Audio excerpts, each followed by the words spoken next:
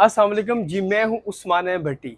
आज आपके सामने ऐसे सियासतदान जो नून लीग में सियासतदान भी कहलाते हैं, एमएनए भी हैं और पहलवान भी कहलवाते हैं। मतलब पहलवानी डंडई पट्टी जानते हैं कि सियासत क्या है। मेरे साथ हैं एमएनए आबिद रजा कोटला। आबिद जी। साहब, वो क्या वाकया पेश आया था कि वहाँ पर परवेज इलाही साहब की पंजाब में हुकूमत थी और वहाँ पर मूसा इलाही के साथ कुछ झड़प हो गई, वो क्या वाकया था? देखिए अपना सब एक तो ये कि मैं मतलब चौधरी वज़ीर आला ज़रूर बने और आप भी ये समझें कि वो कभी भी पॉलिटिक्स से नहीं बनते। वो हमेशा जो जब हालात के अंदर एक गैप आता है तो जब इस्टेब्लिशमेंट को ज़रूरत पड़ती है तो ऐसे लोगों को प्रमोट करके वो ओहदों पे मुसल्लत करते हैं। वो कभी भी अवामी जदोजहद अवामी खिदमत से ऊपर नहीं आए। कोटला वाक़या भी उनकी सियासी हमाकत ये थी कि उन्होंने ऐसा हॉस्पिटल जो हमने पहले बनाया हुआ था तमीर शुदा हॉस्पिटल पे ना सिर्फ इफ्तिताह करना, मतलब जिस मंसूबे का कोई PC1 भी नहीं बना, कोई टेंडर होना तो बड़ी दूर की बात, मतलब सिर्फ हॉस्पिटल का इफ्तिताह करने का ना सिर्फ मंसूबा बल्कि उसका नाम चेंज करने का। तो ये तो बड़ा एक सिंपल सा फार्मूला है कि किसी भी गांव में अगर मैं कहूँ कि मैं जाके चौधरी ज़हुरलाई के गाँव जो नाता हो वहाँ पे जाके वहाँ के उनके मकामी हॉस्पिटल का नाम चेंज करूँ, मैं ये समझता हूँ कि ये मेरा सियासी बहुत बड़ा ब्लंडर होगा। तो ऐसी उन्होंने हमाकत की जो कोटला के लोगों को किसी सूरत भी काबिल कबूल नहीं। तो फिर उन्होंने जो हमने जो मज़ाहमत की हमारे लोगों ने, मैं जितनी आप भी उधर उधर मौजूद थे? नहीं, मैं उस वक्त रास्ते में था, मैं इस्लामाबाद से आ रहा था। मैं भी कहता हूँ कि मैंने उससे पहले भी एक दिन एक कहा था कि अगर मैं वो होता तो शायद इससे बड़ा नुकसान होता। ये अल्लाह ताला की बेहतरी थी, अल्लाह ताला ने को ये मंजूर था कि अल्लाह ताला ने हम सब की हिफाजत फरमाई। अभी सब हमने देखा कि वहाँ पर सोशल मीडिया पे जो फुटेजेस आई, वहाँ पर लोगों के हाथों में असला था। मैंने कहा नहीं, 50 के 60 के करीब तो उनके पास मुसल्ला लोग थे और इतनी तादाद में पुलिस वाले भी थे। तो आपके लोगों के पास भी असला मतलब था? लोगों पे मैंने कहा ना, ज़ीरो। हमारे अगर असला होता तो फिर तो वो वन साइडेड फायरिंग ना होती, फिर तो रिएक्शन में हम भी फायरिंग करते। मैंने कहा सिर्फ पत्थरों से, डंडों से।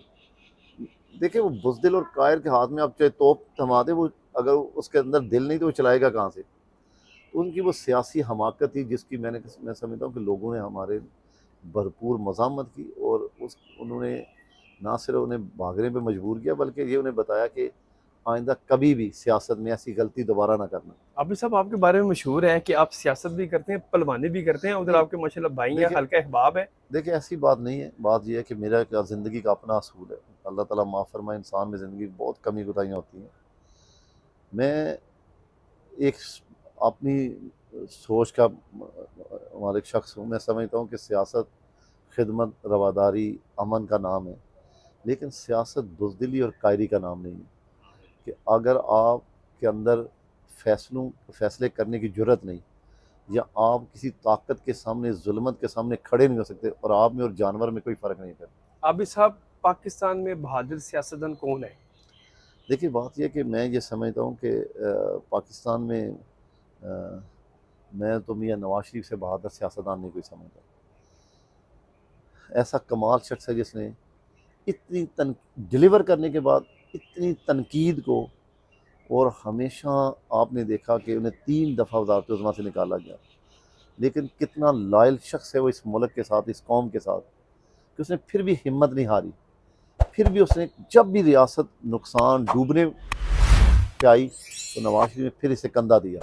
इमरान खान साहब के बारे में एक लाइन क्या कहेंगे आप? देखिए मैं ये समझता हूँ कि इमरान इमरान में और इमरान की अक्ल से मैं ये कहूँ कि इमरान की अक्ल और गधे की अक्ल में कोई फ़र्क नहीं। इमरान कभी भी सियासतदान नहीं था, वो कभी भी एक दूर अंदेश पॉलिटिशियन या इंसान नहीं था। एक लाइन जरदारी साहब के बारे में। देखिए आसिफ अली जरदारी, मेरा ये है कि पीपल पार्टी बेनज़ीर मोहतरमा की मरने के बाद ख़त्म हो गई। आसिफ अली जरदारी दामाद कभी भी पार्टी का सरबराह नहीं हो सकता। उसने हाकिम अली जरदारी का विजन लेके चलना है। तो लिहाजा पीपल पार्टी का नज़रिया बेनज़ीर मरने के बाद ख़त्म हो गया।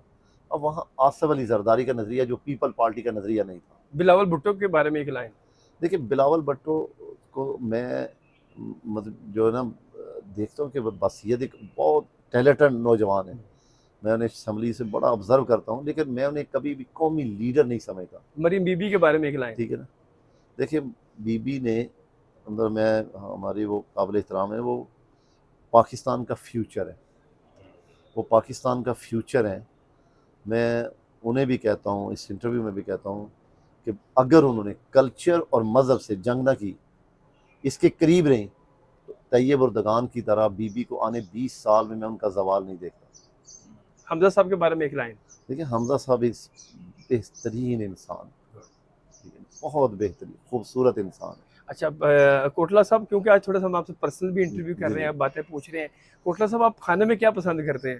دیکھیں میں سوچتا کہ جو مل جائے وقت پہ، کوئی پسند نہیں زندگی، میں نے کبھی زندگی میں گھڑی نہیں باندھی، کبھی میں نے کوئی چیز میری پسند نہیں، میری پسند ہے کہ جو وقت پہ کھانا میسر ہو جائے اسے کھا لیں، اچھا اللہ تعالیٰ کا شکر ادا کریں۔ کوٹلا صاحب، ہم نے دیکھا کہ عمران خان صاحب کی پارٹی میں علی امین گنڈا پور کہا جاتا ہے کہ وہ بڑے پلوان ہیں، بڑا ان کے ساتھ لوگ اسلحہ لے کر گھومتے تھے، پھر ہم نے دیکھا ان کی گرفتاری بھی، مگر کیا اگر پلوانی میں مقابلہ کیا جائے کہ آپ بھی دلیر ہیں، آپ کے پاس بھی لوگ ہیں، اگر اس طرح کے کسی کو دکھانا ہے، بھائی سیاست میں یہ چیزیں چلتی ہیں؟ پہلی بات یہ کہ میں اصل طاقت کو دلیری نہیں سمجھتا، ٹھیک ہے نا، اسلحہ تو بزدلوں کے پاس بھی ہوتا ہے، اسلحے کی فوج کھڑی کرنے سے آپ طاقتور انسان نہیں بنتے، آپ کا کردار، آپ کی سوچ طاقتور ہونی چاہیے۔